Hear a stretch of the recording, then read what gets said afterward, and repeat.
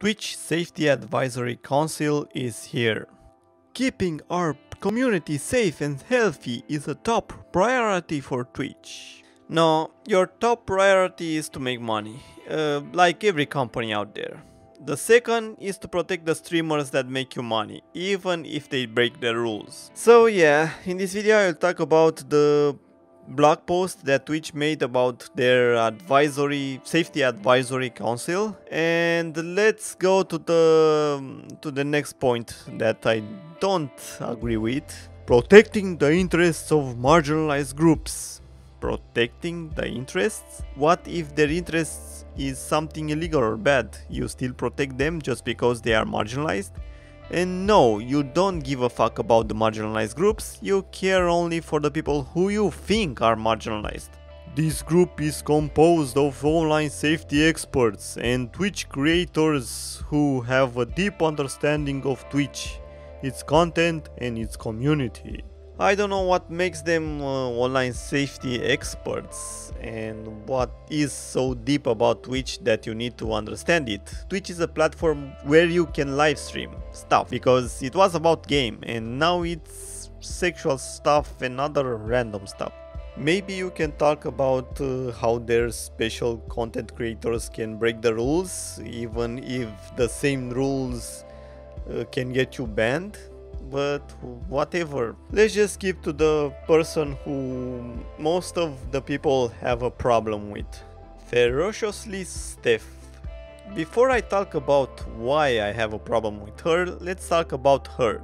She was one of the first transgender streamers to ever be partnered on Twitch. So she isn't transgender anymore? Why does it say she was? You found out that somebody else was the first and she is no longer the first? I refuse to call myself a gamer today, because in the past that only said I like to play games. It wasn't my identity. I had other things in my life that had nothing to do with games. My favorite games was Xena Warrior Princess, Persona 3, Final Fantasy 7, and my friends liked FIFA and Counter-Strike. Even if you were a gamer, that didn't mean you loved the same games as other people. I hate labels, so this is why I don't call myself a gamer, because people think the word means more than just liking to play games. And even if you love games, what do you like? Maybe you play only one game, like Candy Crush or World of Warcraft. Maybe you play only shooters, or you play whatever big game is released. So instead of calling myself a gamer, I prefer to say what games I love. So back to Steph. From what I saw, most people had a problem with her, and mainly because of this. Her fight for inclusivity includes creating a competitive team composed entirely of marginalized gamers and vehemently opposing non-inclusive mechanics such as voice chat. Who and why are those gamers marginalized? A competitive team for what games? All of them? And she opposes voice chat. I don't really use or like voice chat. I hated my voice in the past, especially because I am an introvert, and even if I like to talk with people and start a conversation, I also hated doing that. I always mute the voice chat, and maybe that's why I mainly play single player games. I know other people have an advantage when using voice chat. I know that people may judge you because of your voice, or it makes it harder for you to talk when you get a lot of vocal people that you don't want to compete with. But wanting to delete voice chat because I don't use it or like it, it is a shitty thing to do. I understand making the developer add a mute all button, or even a way to punish people who use the voice chat to scream, spam, or use very offensive language. But deleting voice chat in a game just because you don't like it is a shitty thing to do. What about the people who like it and use it? I get it. if they really wanted they can use another program outside the game. Okay, fine, we will talk about this more later to explain what she really is trying to say. It doesn't help her in any way, but I think I will make my point better there. This doesn't seem to be a reason to hate her, so let's just move on. Cup Noodles told Newsweek, "The guidelines put in place mean nothing if the rules are not enforced. When the rules are enforced, it should be clear and concise, not sporadic and selective." I agree, Twitch never enforced the rules on the people who made them money, and they even punish people who told them that. So this means that now Twitch will finally punish people like Alinity and not let her take a short break to fake that she cares about what she did. Let's be real, people who have special treatment on Twitch will still have it. No safety advisor will apply the rules equally even if they want it. Let's go back to Steph. So she got her head scratched by her partner. Not what I expected when watching Twitch, mainly a platform that should be for people who play games, not do foreplay with her lover on a live stream, or partner, whatever, I don't know if there is a difference. Call it what you want, that clearly is foreplay. She said she did that to make people accept themselves more, or accept that they like their head scratched by their partner. I never knew people hated me because I like my head scratched. Let's see some videos made by her to understand her better. First, the exact thing she said about voice chat. Way to have a level playing field at the highest level of play is to have is to not have voice chat, to not have people give up their linguistic profiles. I mean, and maybe you think, you know, if you are a competitive gamer, which a lot of people have been like, Steph, you're not, you clearly know nothing about competitive play. Well, competition, by the way, y'all, competition requires you to get every advantage possible. To become the top 0.01% in any video game, you have to squeeze every amount of advantage you can possibly get. Voice chat is unfair. Period.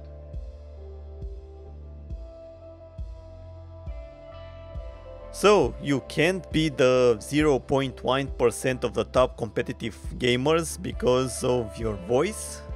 That is the only thing that keeps you from the #1 spot? League of Legends didn't have a voice chat for a long time, and even now you can voice chat only with friends. Just play with your partner or a friend. They discriminate you if they hear your voice in the game or what? Do voice chat makes you racist or homophobic? What about before League of Legends implemented voice chat? Why didn't I see you in the top 0.1%?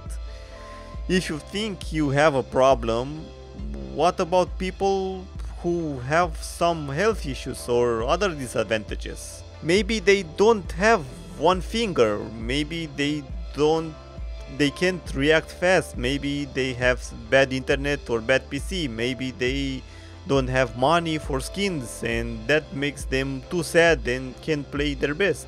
You only care about your point of view and don't care if what you said is stupid. So again, I hate voice chat, I never use voice chat, and I talk to my friends with a different program than the in-game one. I used to hate my voice and now I just don't care. I still hate using voice chat and I stay away from it, but when playing in a competition, I think you do it with a team you can trust and people who you like. So why would I hate to talk to them? So why is voice chat okay and not a problem? Maybe people hate to stay and text instead of playing. Maybe people don't like to use systems like pings. If voice chat is what stops you from becoming the best player in the world, then I'm pretty sure you are lying. Unfair is having bad internet, bad hardware. Voice chat is just voice chat. If you are good, you can be the top 0.1% without it. You think voice chat is a problem? Play with friends. Play games that don't have voice chat. Play games that don't need teammates. Just saying that voice chat is unfair doesn't make it true. So this is the part where you may understand why people started to dislike her very much. I said a lot of people with cis white male sounding voices are here telling me that voice chat isn't a problem, and that is a fact. Y'all have voices that aren't marginalized coming in and saying, just mute, it's not an issue. Everyone faces harassment. I've heard it all. You're just repeating my several, like a year The ago. cis white male racist arguments made by people who complain about racism and discrimination. For someone who complains about that, you are the ones who usually discriminate the most against skin color and sexual orientation.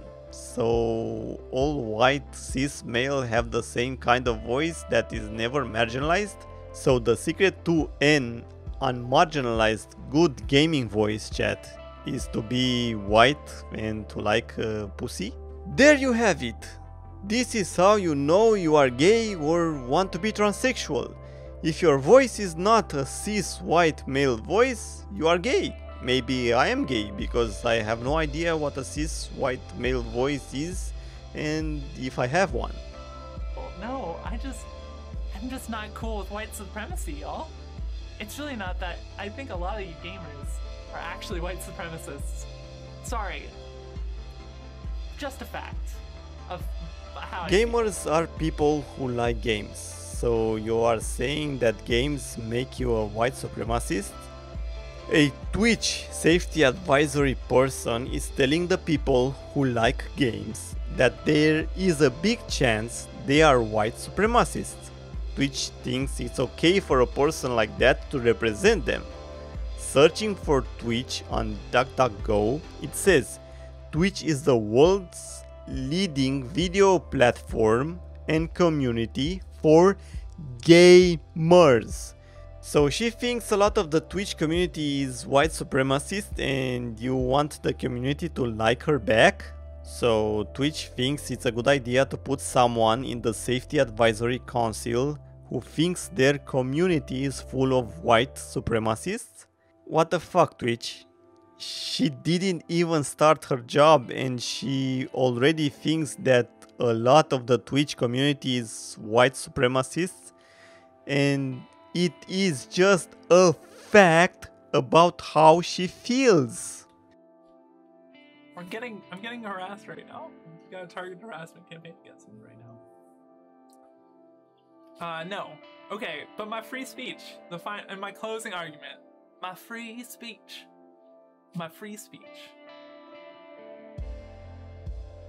This is my house. I can ban you for whatever reason I want. You have no free speech. She says she's getting harassed, and all I see in chats is people who try to explain to her why what she said is untrue, and they try to debate her. So if you try to say something that she doesn't agree with, it's automatically you harassing her. I'm not sure what the Safety Advisory Council can do, but just in case, even if she says that you are a white supremacist, and in fact you are black, don't complain. Because from now on, Ferociously Steph may have the power to ban you. People who try to use stuff like, people hate her because she's transgender. Fuck off, I don't care about what gender she is or what gender she likes. I care that she's clearly a racist person that can ban you for whatever reason she wants. Now that she's a Twitch safety advisor, maybe she needs an excuse to do it, so why not just say that you harassed her for saying voice chat is okay, or that you are not a cis white male just because you were born with that voice. I'm just not cool with white supremacy, y'all. It's really not that. I think a lot of you gamers are actually white supremacists. Sorry. Just a fact of how I feel. good job, Twitch. You showed your community how much you care when you think it's a good idea to let someone like her be in the Safety Advisory Council.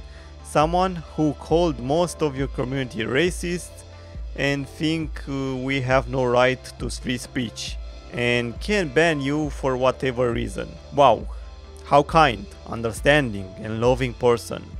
Not at all self-centered, egomaniac or racist. By the way, if you are a white cis male, you can still be marginalized. It has nothing to do with my skin color. My skin color doesn't make me bad or good. What I do makes me who I am. I don't want to be judged by the color of my skin, but by the content of my character.